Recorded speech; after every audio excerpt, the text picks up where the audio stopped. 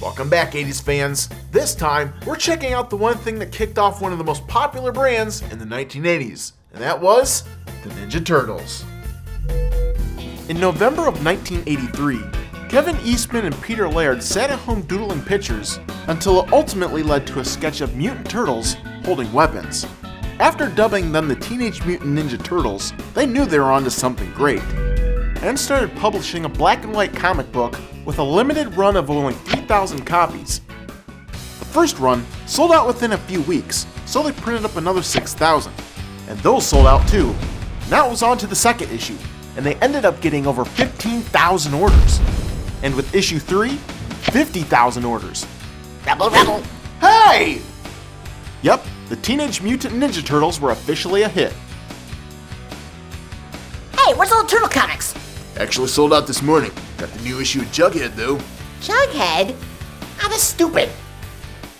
Now these Ninja Turtle comics were done completely in black and white, and featured our ninja fighting heroes taking on the forces of evil. A few issues later, however, the main story started to get a little weird as they traveled into outer space. Whoa!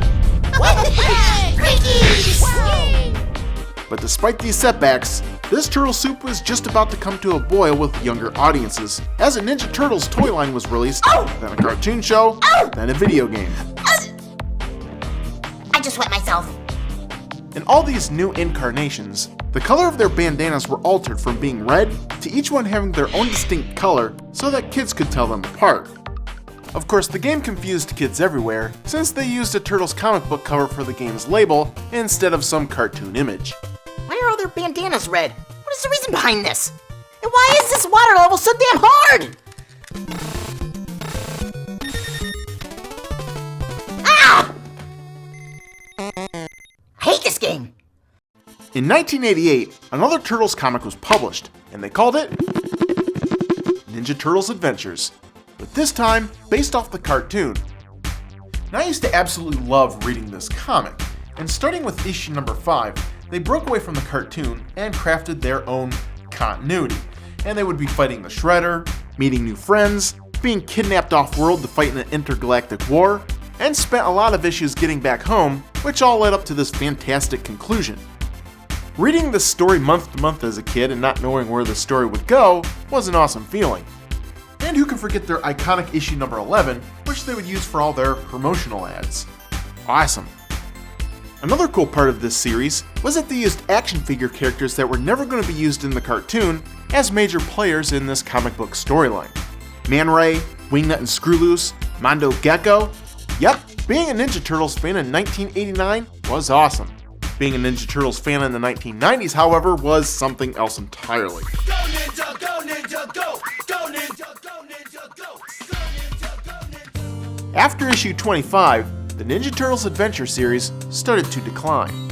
Shredder was now nowhere to be found, the stories were shorter, and Raphael was having some weird romance with a fox creature. Just imagine those two getting it on.